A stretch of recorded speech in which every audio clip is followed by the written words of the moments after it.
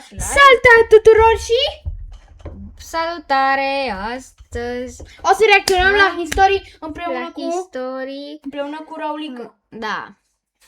Și vină puțin mai aici. Da, deci să dezvăluși puțin mai așa. Sau așa. Deci da, azi noi o să reacționăm la History. Dacă n-ați văzut ultimul meu videoclip de History, de ce? Oh, for a chance to win a free iPhone 70 every million subs. E vreau un iPhone 17. Da, mă abonez acum. Dai, mă abonez acum. Bă, wow, cineva să dea și clopoțel. Ok, are. Hai să începem. Dai la live-ul lui. Păi nu, hai să reacționăm. Da, la asta. Să vedem ce e live-ul lui, Nu, hai de astea normale. Introducing Grammarly, like you've never seen before. Your all-in-one writing essential. Say hello to Humanizer. The nurse wheeled me onto the CF ward, and the first thing I saw was a girl in a wheelchair solving a Rubik's Cube with an oxygen tube in her nose. I slowed my chair, and she looked up, and a nurse materialized between us with her hand out like she was stopping traffic. 6 feet, different bacterial strains. You know the rules. She grabbed the back of my wheelchair and dragged me backward down the hall, and the girl called after me, "Nice oxygen tank. Is that the new model?" I craned my neck. 6 feet is a lot of space for someone with terrible trash talk. She grinned, and I grinned, and the nurse yanked my chair around the corner. Cross-contamination between strains can be fatal within weeks. This is not a game. She parked me in my room and closed the door. My nebulizer was already set up on the bedside table. The mask and the tubing and the medication cups I'd breathe through twice a day for the rest of my life. I sat on the bed and pressed my hand against my chest because my heart was slamming against my ribs, and it wasn't from the scare. It was from her. Her name was on the door card when I wheeled past that evening, staying exactly 6 feet away because the nurse's face was still burned into my memory. Bea. She was inside drawing in a sketchbook, oxygen tube in her nose, and she looked up and held the Rubik's Cube through the doorway. 42 seconds. Beat that. Give it here. Can't. Contamination. Catch. She tossed it underhanded down the hall. It bounced twice on the linoleum. I reached for it from my chair and fumbled it because my fingers were stiff from the IV.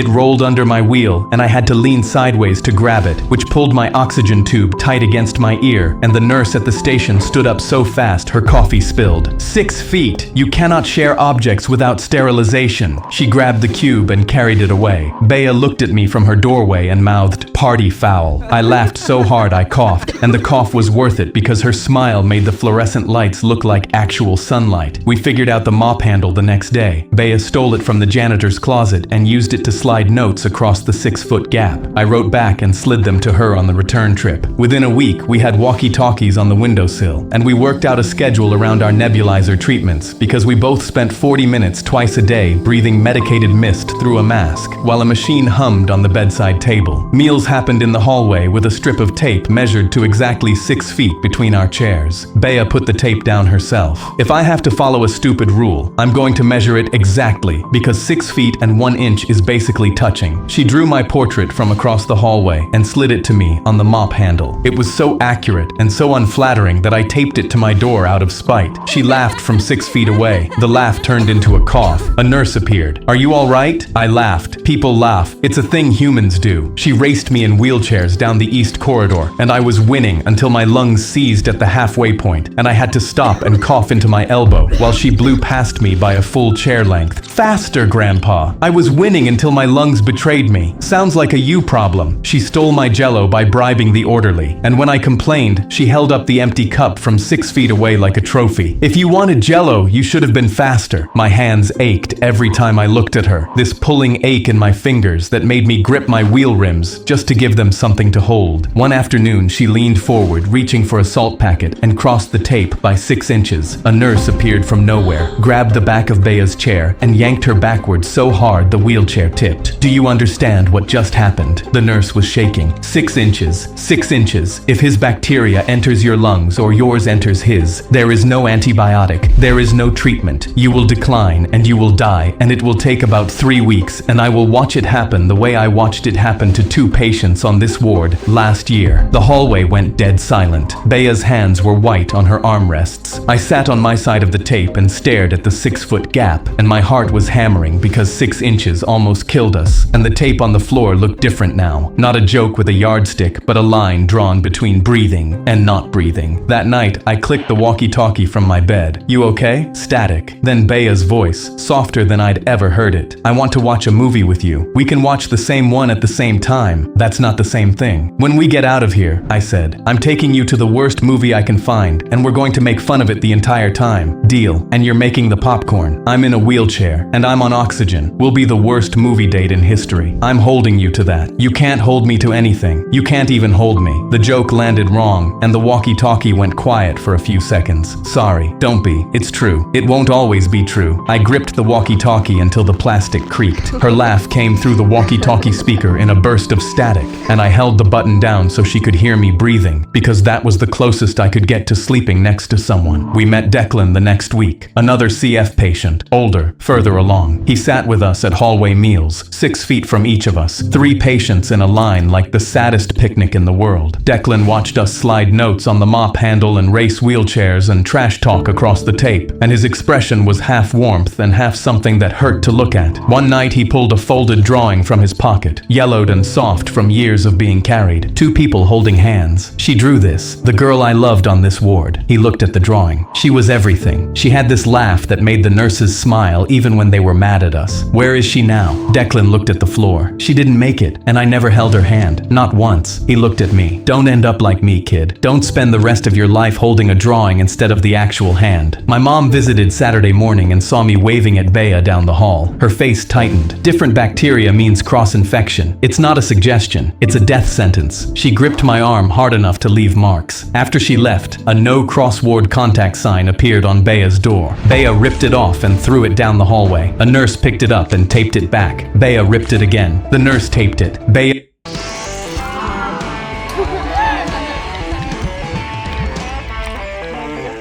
Finding a therapist you actually connect with can feel like a lot to ask, but 82% of BetterHelp members say they'd recommend. Bea ripped it a 3rd time, and the nurse said, "Bea, please." And Bea said, "Then stop putting it up." That night, Bea's voice crackled on the walkie-talkie. "Your mom hates me. She doesn't hate you. She's scared." "Of what?" "I'm a girl in a wheelchair who can't breathe. I'm the least threatening person alive. She's scared you'll kill me. By existing. That's not my fault, and it's not yours. I know." "Then stop letting her decide how close we get. That's our decision. Hers is whether she can watch." Bea's insurance rep showed up for a review. Bea needed a medication that could slow her lung decline. The rep sat at the edge of Bea's bed and flipped through a binder without looking up. "The cost-benefit analysis doesn't support the expenditure at this stage of progression." Bea's hands curled on her blanket. "At this stage? What stage is that? The one where I'm still alive? The decision is final." The rep walked out, and Bea threw her Jell-O cup at the closing door, and it exploded against the frame, and orange gel slid down the wood. I stood at the 6-foot mark, gripping my IV pole, watching the girl I loved get told she wasn't worth the investment, and my knuckles were white because I couldn't cross the line to wipe the Jell-O off the wall or the tears off her face. That night on the walkie-talkie, she said, "I picked the movie." "Which one?" "The worst one I could find. 12% on Rotten Tomatoes." "Perfect." They discharged me 3 days later because my lungs were stable enough that insurance wouldn't cover the bed. On my last night, I wheeled to the 6-foot mark outside Bea's door, and she wheeled to her doorway. "I'll be back every day." "You better. Nobody else here is funny." I put my hand flat in the air between us. She put hers up. 6 feet of nothing between our palms, the same distance that had been there since the first day, and my fingers stretched toward hers the way they always did, reaching for something they couldn't have. "I'll figure out the movie," I said. "Find the worst one ever made. I'll make popcorn." "With what? A hospital microwave?" "I'll find a way. I always find a way." The elevator doors opened behind me. I backed into it watching her, and she held her hand up until the doors closed between us. At home, my room was too quiet. No monitors beeping, no Bea down the hall, no nurses yelling at us for racing. The Rubik's Cube sat on my nightstand with her best time written on it in marker. The unflattering portrait she drew was taped to my wall. I picked up the walkie-talkie and clicked the button. "You there?" Static that lasted long enough to stop my breathing. Then her voice. "I'm here." I took 2 buses to visit her every day, which meant an hour of travel each way with my portable oxygen concentrator in my backpack and a coughing fit at every bus transfer that made the other passengers stare. I sat at the 6-foot mark in the hallway and brought new Rubik's Cubes and timed myself at home to beat her score. She was weaker each visit, but she still trash-talked me. 41 seconds, 38. "Prove it." "I would, but I can't hand you the cube without killing one of us, so you'll have to trust me." She laughed, and the laugh became a cough, and the cough lasted longer than it used to. I gripped the armrest and counted the seconds. I'd asked her doctor the day before if there was any scenario where 2 CF patients with different strains could share a room. She looked at me like I'd asked to juggle dynamite. Theoretically, with full protective equipment and negative pressure ventilation and about $10,000 worth of setup maybe. So no. I counted Bea's cough and wondered if theoretically was close enough to possible. 8, 9, 12. The cough had been 5 seconds a month ago, then 8, now 12. Last week it was 8 seconds. Today it was 12, and when it stopped, she wiped her mouth with the back of her hand, and I saw her fingers shaking. I took a bus to the insurance company's regional office, walked into the lobby in a hoodie with my oxygen tube in my nose and my portable concentrator humming in my backpack, and sat down in the lobby chair. The receptionist looked at the tube and then at me, and I said, "I need to speak to someone about a denied medication claim for Bea." They told me I wasn't authorized. I sat in a lobby chair and said, "A girl is dying because your company decided she wasn't worth the cost of one medication, and I'm not leaving until someone explains that math to me." I sat there for 4 hours. My oxygen tank ran low around hour 3, and I pulled the backup canister from my backpack and switched the line over while the receptionist watched with an expression that said she was reconsidering every career choice that led her here. The police came and saw a sick kid with an oxygen tube in a lobby chair and stood there for 10 minutes trying to figure out how to remove me without it ending up on the news. A reporter solved that problem by showing up with a camera. I told her about Bea, about the 6 feet, about the medication they denied, about a girl who threw jello at a closing door because a woman in a blazer told her she wasn't worth saving. The reporter took notes, and I sat in that lobby chair with my oxygen tube and my shaking hands and refused to move. One afternoon, I snuck Bea to the hospital roof in her wheelchair. First time she'd been outside in months. We sat 6 feet apart looking at the city, and she tilted her face to the sun and closed her eyes. I forgot what wind feels like. I watched her, and the wind was touching her face, and my fingers couldn't. A strand of her hair blew toward me, and I leaned back instinctively, away from the hair, away from the microscopic particles it carried, because even hair was dangerous now. She opened her eyes and caught me staring. "Stop looking at me like that." "Like what?" "Like I'm dying." "You're not dying. We're all dying. I'm just speedrunning it." We laughed, and the laughs turned into coughs. 2 sick kids coughing on a rooftop 6 feet apart under an open sky, and my chest ached with something that wasn't the CF for once. A nurse found us and wheeled Bea inside. Când alții se grăbesc să joace, Napoleon Games, tu conduci jocul. Work today is broken.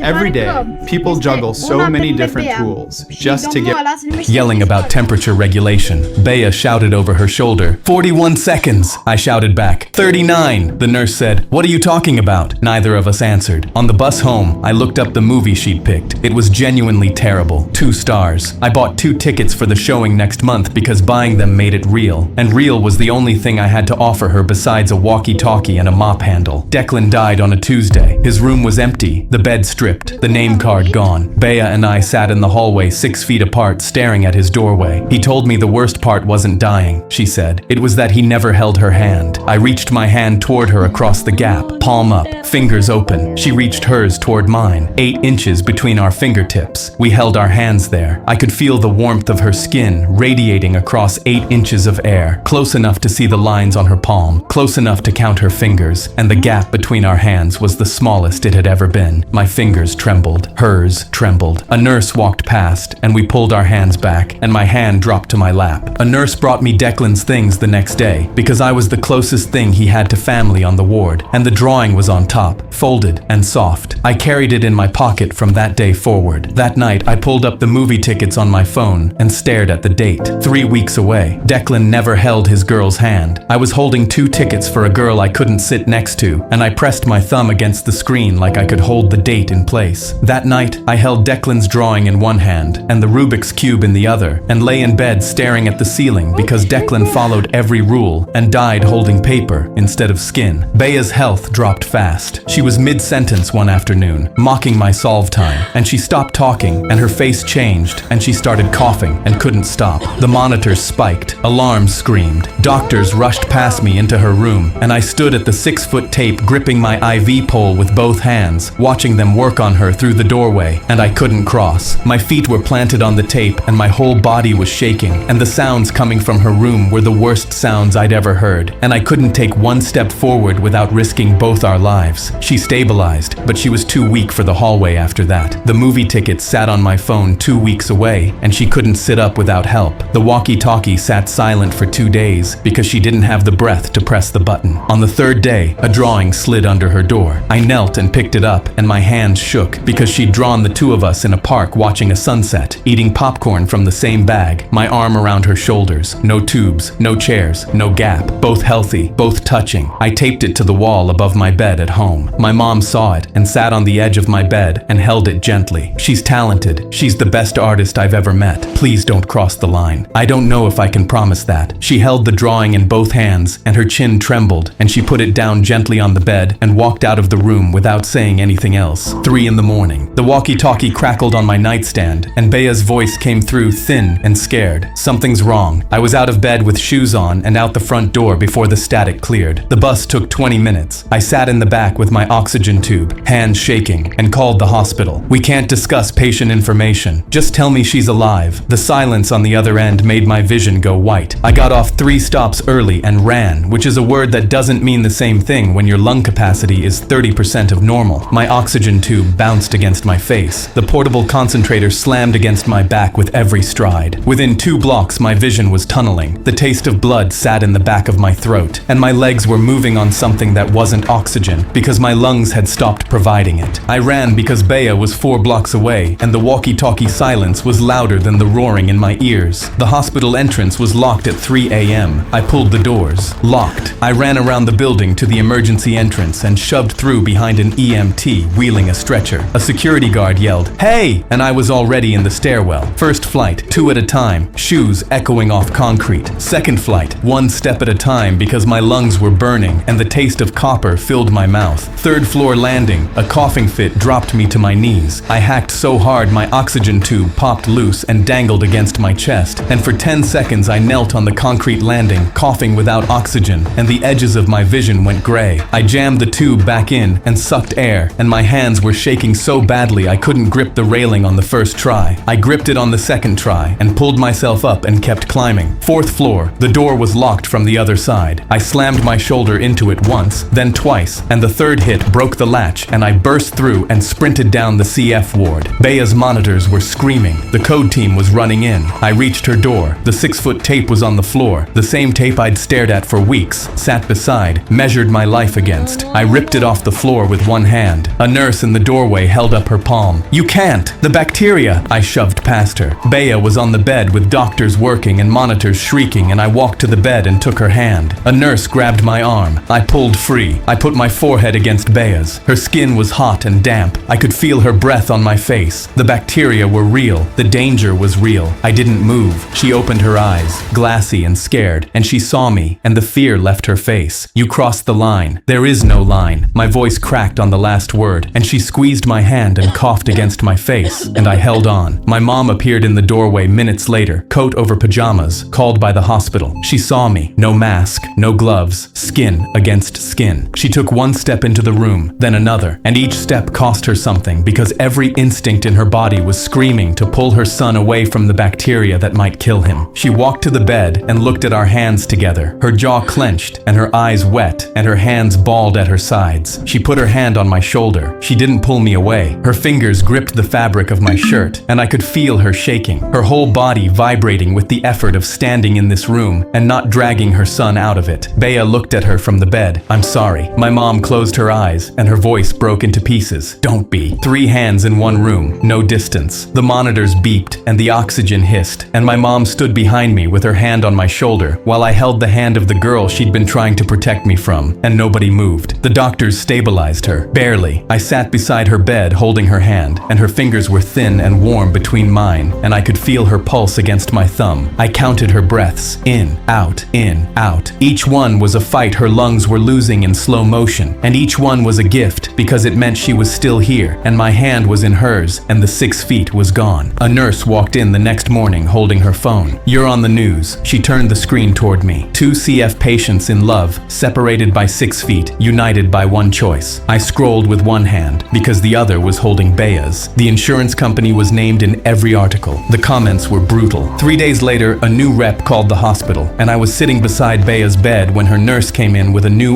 IV bag. "Your medication got approved. Full coverage." Bea looked at the bag and looked at me, and her eyes filled. I was sitting beside her bed, holding her hand, when the new drip started. Bea looked at the bag, then at me. "I think you just saved my life by being too stupid to follow the rules." "You're welcome." She picked up the Rubik's Cube from the nightstand and handed it to me. 38 seconds. Beat that. I took it with one hand because I wasn't letting go of hers with the other. 54 seconds. One-handed, which was terrible. Pathetic. "I'm holding your hand. That's worth 16 seconds. She smiled, and the smile turned into a cough, and I held her hand through it. The terrible movie on a couch could wait. I was sitting in a hospital room with the 6 feet finally gone, her hand warm in mine, the medication dripping into her arm, and Declan's drawing in my pocket next to the one Bea drew of us.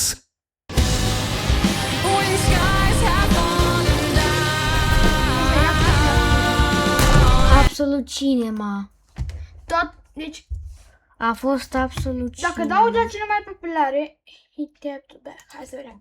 My twin brother Chris and I were 9 when we learned Morse code. We tapped messages under the dinner table when Mom told us to stop talking and tapped through the wall between our bedrooms every night. When Chris got into a car accident and the doctor said he'd never wake up, I pulled up a chair next to his bed, took his hand, and tapped. "Are you there?" Nothing. But I came back the next afternoon and tapped again. Before I left, I always said the same thing. "See you tomorrow, Chris." A week later, Chris's fingers twitched against mine, and I almost fell out of my chair. I grabbed a nurse and she barely looked up. They're reflexes. It doesn't mean anything. I bought a notebook the next day and started writing down every single one. 4 months in, Mom watched me scribbling and said, "How long are you gonna keep doing this? Until he taps back." He's not gonna tap back. You're talking to a corpse. Dad lasted a few more months before he pulled me into the hallway. "We need to talk about donating your brother's organs. His fingers move every time I hold his hand, Dad. The nurses said those are reflexes. Stop getting your hopes up." Să ghicesc următoarea oră. O să vină iar copilul, o să dea acolo tap, tap, tap și după aia celălalt copil care a fost într-un accident de mașină o să dea așa. SOS. "Son, I don't care what the nurses say. You're not donating my brother's organs." But a week later, my parents called to have Chris transferred to a long-term facility to die and scheduled a meeting to sign the papers. The afternoon before the meeting, I tapped into his palm like always, but this time, something tapped back. Short, short, short. Long, long, long. Short, short, short. Am ghicit! Ok, poate m-am mutat încă o dată la acest... O.S. I grabbed his hand. "Chris, if that's you, squeeze once." He squeezed so hard my knuckles cracked. I stormed into the meeting room and told them my brother just responded to me. The caseworker said, "This is very common with families who aren't ready to let go." My parents nodded. I grabbed the transfer papers off the table. "You're not signing anything until you come see for yourself." I walked them to Chris's bed and grabbed his hand. "Ask him anything." The caseworker asked what year it was. Chris squeezed out the answer. Count to 5. 5 perfect squeezes. His mother's name, tapped out letter by letter. By the 10th question, she said, "He's still alive. We can't move him." Weeks later, I asked Chris what kept him fighting when everyone gave up. Heard Mom call me a corpse. Heard Dad say donate my organs. Heard all of them leave, except you. I asked why. I wanted to see you too. My twin brother Chris and... Wait. My twin...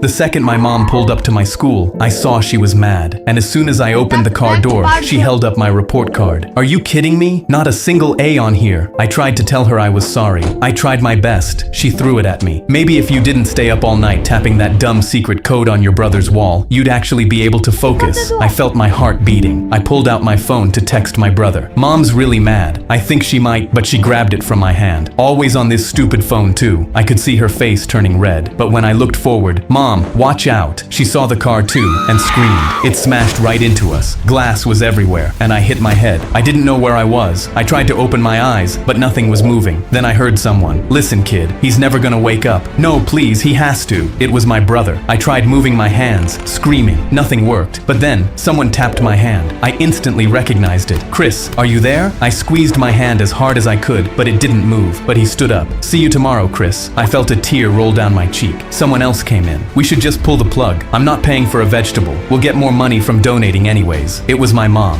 She was talking about selling me, but I was still here. Jake came back, tapping about his day. I knew I had to warn him. I squeezed my arm. It felt like concrete. "Please, anything. They'll kill me." Then it twitched. He gasped. He ran out to grab them. "That's just a reflex." "No, it's him. You're talking to a corpse." That night, I heard my mom. "He's gone. We need to pull the plug." I tried to move. Then, my shoulder twitched. My dad screamed. He moved." They were silent. "If he wakes up, we get nothing. We need to get that paperwork signed." They ran out, and I knew I didn't have long. I felt someone tap my hand again. "Chris, please wake up. They're gonna kill you." I squeezed. I needed a miracle. Then, my fingers moved. I said the first thing I thought of. SOS. "Chris, I knew it!" He instantly ran out of the room. "Guys, he's awake! He's awake!" They rushed in. I squeezed their hands. They saw it all. I heard my mom. "He's still alive. We can't move him." But I knew what she said. That night, I tapped it all out to my brother as he wrote it down. He couldn't believe it. Then, when I finally opened my eyes, they gasped. My mom hugged me. "Honey, you're alive!" But I didn't hug her back. The doors opened behind them, and when the cops walked in, my parents looked nervous. "What's going on? Can we help you?" They were pissed. They slammed them both in handcuffs, and when they looked, Jake was holding up everything I said. I could barely move my arm, but used all my strength to raise my hand, then my middle finger. The second my mom pulled up to my Absolut cineva. My daughter came home crying with an F because her teacher doesn't know what color blood is. The first time I realized something was wrong, Riley came home from school holding out her arm. "Look, Dad, you can see the blue blood in my veins right here." She traced the blue lines under her skin with her finger. I put down my coffee and looked at her. "Actually, sweetheart, that's not true. Blood is always red because of hemoglobin. It's just darker red in your veins." Her face scrunched up. But Mrs. Miller showed us a whole PowerPoint about it. She even had diagrams from a science book. The next morning, I packed my work scrubs in my bag. I'm an ER nurse at Mercy General, and I was working the afternoon shift anyway. I sent Mrs. Miller an email asking if I could do a quick presentation about blood for career day that afternoon. She loved the idea. When I arrived, Mrs. Miller introduced me as Riley's dad who works at the hospital. 28 kids stared up at me from their desks. "I heard you guys learned that blood is blue inside your body," I said. The entire class nodded enthusiastically. Mrs. Miller beamed from her desk in the corner. I pulled out a blood collection tube from my pocket and held it up. "This is what we use to draw blood at the hospital. Notice something. The tube creates a vacuum. No oxygen inside at all." I paused. "When we draw blood with these, it never touches oxygen until we pop the cap off." I showed them photos on my phone of sealed blood tubes. "See? Still red." Mrs. Miller's smile started fading. She shifted in her chair and cleared her throat. A boy raised his hand and pointed to their science textbook. "But our textbook says it's blue." I picked up the book and checked the publication date, 1998. Medicine updates pretty fast. We used to think lots of things that turned out to be wrong. Mrs. Miller suddenly stood up from her desk, her hands gripping the edge. "Well, thank you for that interesting presentation, Mr. Johnson, but we need to move on to math now." I nodded and started packing when a girl in the back raised her hand. "So our textbook is wrong?" The class erupted in whispers. Mrs. Miller's jaw clenched and her voice got tight. "The curriculum says..." "Actually," I interrupted, pulling up the state science standards on my phone. I walked over and turned my phone toward her. "The current curriculum specifically mentions this myth as something to correct." She stared at the screen and her eyes narrowed. Her mouth pressed into a thin line and her nostrils flared. "Can I speak with you in the hallway?" The kids watched as we walked out and the door closed behind us. "Do you have any idea how hard it is when parents undermine my authority?" Her face was red and her voice was sharp. "Now they'll question everything I say." I kept my voice calm. "Isn't that exactly what we want them to do? Question things and learn critical thinking?" She crossed her arms tightly. "I've been teaching for 22 years. I'm not changing my whole curriculum because some nurse thinks he knows better than our textbooks." The next day, I found out Mrs. Miller gave the class a pop quiz. Riley came home crying, her face red and puffy. Her hands were shaking as she handed me a paper with a big red F on it. I took a deep breath and felt my jaw tighten as I looked at the question. What color is blood inside the body? Riley had written red, and Mrs. Miller had marked it wrong. I requested a meeting with Principal Davis and brought printouts of medical textbooks, the state science standards, and Riley's quiz. The principal called in Mrs. Miller and asked her directly, "Is blood blue inside the body?" After a long pause, Mrs. Miller said, "It's what the children understand better." I leaned forward in my chair. My daughter is crying every morning before school because she's afraid of getting F's for writing down the truth. The next day, the school replaced their science books. Now whenever Riley learns something new at school, she comes home and asks me, Dad, is this actually true, or is it just a Mrs. Miller truth? My daughter came home crying with an F because her teacher doesn't know what color blood is. The flight attendant slipped me a napkin. The flight attendant slipped me a napkin that said, "The pilot isn't who he says he is. Meet me in the back to talk." Stai, du-te puțin mai în spate. Hai, ne dăm amândoi mai în spate. Eu cred că nu mai vreau să reacționăm, că a trecut mult timp. Hai, mă, hai. 3, 2, 1. I knew she chose to tell me because of the military dog tags around my neck. I folded the napkin and slid it into my pocket, and that's when the captain's voice came over the intercom. "Good morning, folks. This is Captain Hopkins, expecting smooth skies to Chicago, but something was wrong. I could feel it in my bones. I waited 2 minutes and casually walked to the back, not knowing what to expect. The flight attendant was there with a man holding up a police badge. The man whispered, 'I'm glad you're here. I'm an undercover cop.' I knew something was wrong straight away. The flight attendant whispered, 'I've flown with Captain Hopkins for 6 years. I don't exactly know what's wrong, but I know that's not Hopkins, and we're flying the wrong way.' She showed me the flight map of where we were heading. The plane is heading toward an abandoned airport. I leaned over the map. My body was pumping with adrenaline because it was the perfect place to crash a plane. There's an empty space above the pilot's room. I can climb up and listen to what the pilot and co-pilot are planning through the ceiling. Take my number. If you can tell there's something fishy going on, text me one word, now. That's the signal to move. And to distract everyone while I climbed above the ceiling, the flight attendant made an announcement on the speakers to tell everyone to keep their seatbelts on. Through the cracks,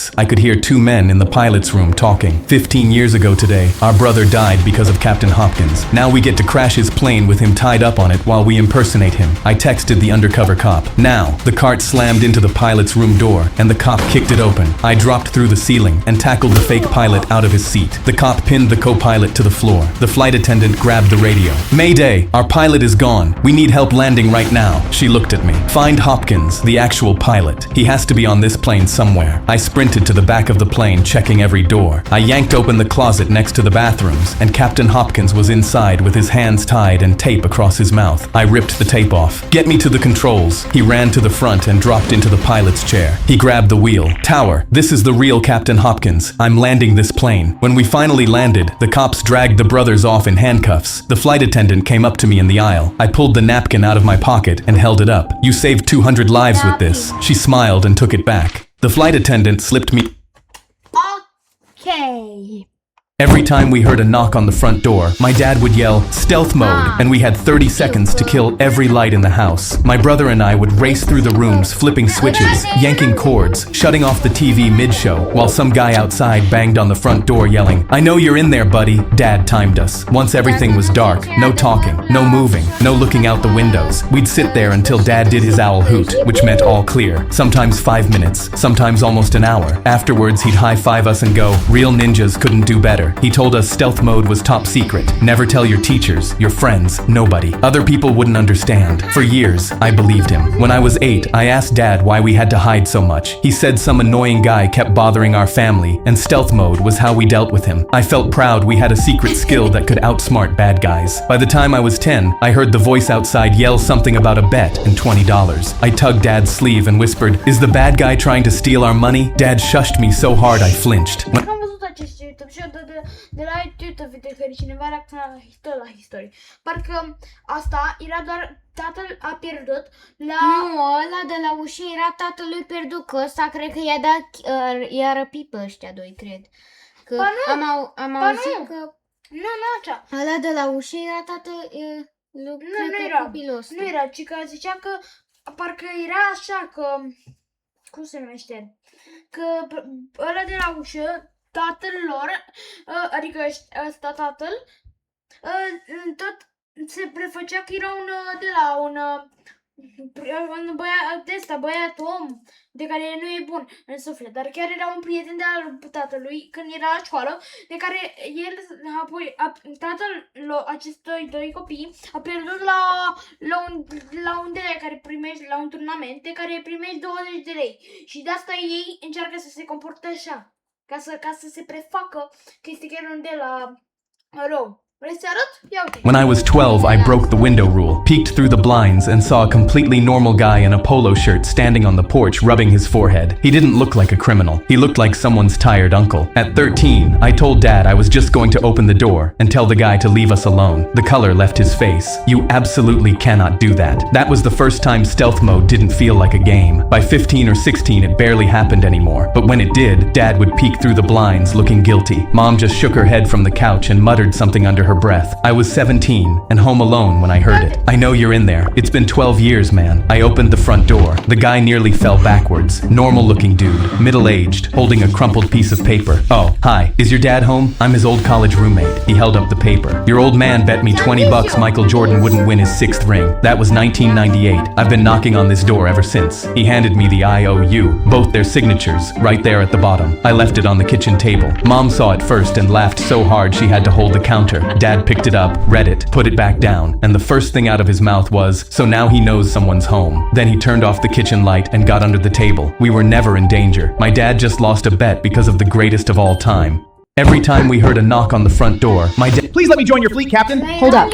When I saw Kimberly walking out of the boys' bathroom, I asked, "What were you doing in there?" She instantly froze. I wasn't. I just accidentally went through the wrong door. But I knew that wasn't the truth. I was about to open it when she grabbed my arm. "No, don't. You can't go in there." And before I could even ask her why, I heard someone crying. What was that? I don't know. Maybe it's best if we don't go in there. But I pushed the door open as she said, "No." Someone whispered, "Is someone there? Please help me." I pushed open the stall door and saw Leslie Reddick sitting on the floor holding a bunch of towels. I gasped, realizing she was pregnant and her water broke. "Please, help me." Her dad was our gym teacher, and I knew if he found out his daughter was giving birth at school, things would get messy. Just then, Kimberly burst through the door with the school nurse, and as soon as she looked at Leslie, she gasped, "Please, just don't let my dad see me." The nurse turned to me. "You, go keep watch outside. Make sure nobody comes in here and sees her." "What? We need to get her to a hospital." "There's no time, just go." I stepped outside trying to keep watch until a group of guys walked up to me all holding vapes. They tried to walk into the bathroom, but I stopped them. "No, you can't go vape in there." They looked confused. "What? Why?" But before I could make up some excuse, we all heard it. A scream from inside the bathroom. I thought, oh no, the baby must be coming. They said, "Whoa, what's happening in there?" "Nothing, I swear. Just go use the bathroom upstairs." But then more people started crowding around. "Who's screaming? I have to pee so bad." This was bad. But then I saw him. Mr. Reddick was coming down the hallway. He walked up to the crowd with this confused look on his face and asked, "Has anyone seen my daughter?" Oh no. I had to make up a lie fast, but before I could say anything, we all heard Leslie. "Oh my God! Ah!" One of the girls said, "Hey, that kind of sounds like her in there." Mr. Reddick realized it was her and shoved past me. Oh no. We heard him yell, "What is this?" But they still had no idea what was happening until we heard Mr. Reddick yell, "Who's the father? Is it Felix? I swear I'll kill him." Everyone gasped and looked at Felix. He had been dating Leslie for 9 months, and it all perfectly added up. He was sweating and started backing up. But then the door burst open, and we saw Mr. Reddick standing there. You could see the veins in his forehead. We heard the nurse yelling, "Come on, push!" Then we heard crying from inside the bathroom. Mr. Reddick yelled, "You got her pregnant!" But Felix panicked and turned, running down the hallway. Mr. Reddick took off after him like a track star. He caught up and tackled him to the ground, just as we saw Leslie come out of the bathroom holding something. "Dad, no!" Mr. Reddick pinned him to the ground and instantly started swinging, completely destroying Felix's face. Everyone panicked and pulled him off, and by the time they held him back, Leslie was crying. She yelled, "Dad, it's not his!" And when she said that, everyone went silent. Mr. Reddick stopped struggling, and even Felix looked up from the ground. Everyone's eyes went to the baby, and that's when we all saw it. Because even though Felix's face was beaten and purple, he was white. And when we saw the baby, it was definitely black. When I saw Kimberly walking out of the boys' bathroom, I asked, "What were you doing in there?" She instantly... Aoleu. Cine era atunci tatăl? Nu știu. Și acum hai să reacționăm la... A, nu. Hai că am reacționat la Hai să reacționăm la multe. asta. I woke... A man climbed onto our school bus with an...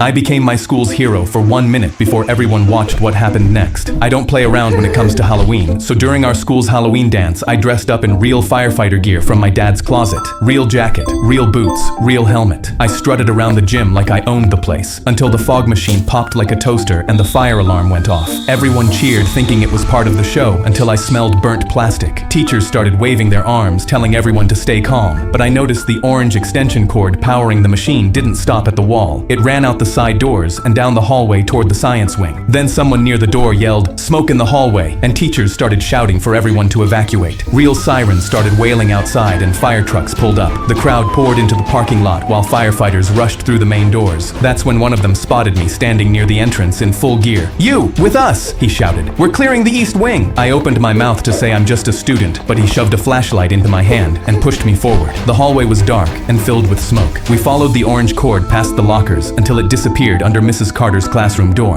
One of the firefighters reached for the handle and jerked back. "Hot," he said, then looked at me. "Hit it!" But I only had my foam axe. I swung as hard as I could and it bounced off with a pathetic squeak. The firefighter grabbed it, swung himself, and the foam bent in half. He stared at it, muttered, "These damn budget cuts," and tossed it aside. That's when someone shouted from down the hall and he waved to the others. "Forget this door. We'll circle back once we've got tools." They started heading back down the hall, but then I heard it. A squeaky wheel spinning frantically. This was Mrs. Carter's room, and the class pet Mr. Nibbles was still inside. I turned back to the door. The handle was glowing red. I wrapped my jacket sleeve around my arm and threw my shoulder into the bottom panel until it cracked open. Smoke poured out and choked me instantly. The hamster cage was on the counter, and tiny flames were eating the papers around it. I grabbed the melted cord with my sleeve and yanked it from the wall. A spark bit through the fabric straight into my skin, and I screamed, but kept pulling until the plug came loose. I grabbed the cage with my smoking sleeve, and the metal seared into my palm. I could smell my skin burning. My lungs felt like they were filled with glass, and my vision was going black around the edges. But I ran. When I burst through the side door, I collapsed face first onto the concrete and threw Mr. Nibbles onto the grass so I wouldn't crush him. I could hear cheering as hands grabbed me, and someone pulled off my helmet. A firefighter was staring down at me. "Kid, you're a hero!"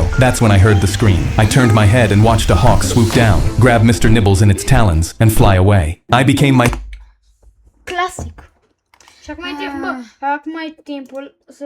Oh.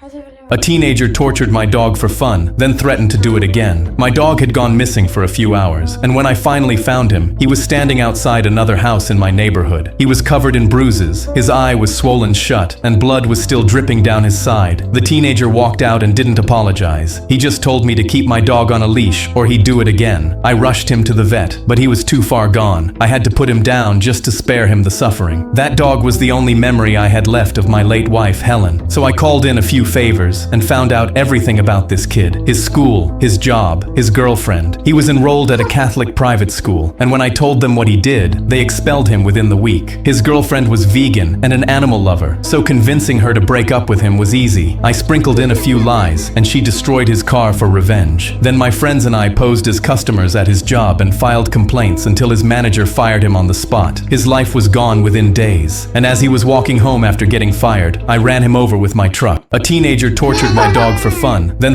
The popular girls ranked every guy in our grade by attractiveness, so I ranked them by weight. Someone texted me, "Sorry bro," with a link. Every guy in our grade ranked by attractiveness and height. I was Hai bine în videoclipuri. Oh my god. Nu, să mai bine lasă că...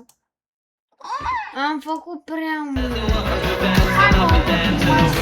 Myself, the new Eau de Toilette Intense, Yves Saint Laurent.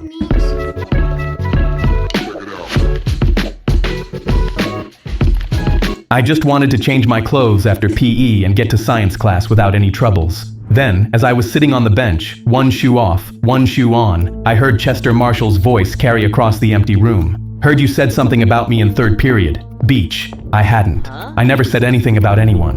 I felt my stomach in knots. Turned around to see Chester 6 inches from my face. All 4'11", 110 pounds of him. His big brother Bo had the locker room door closed as he watched with his arms crossed.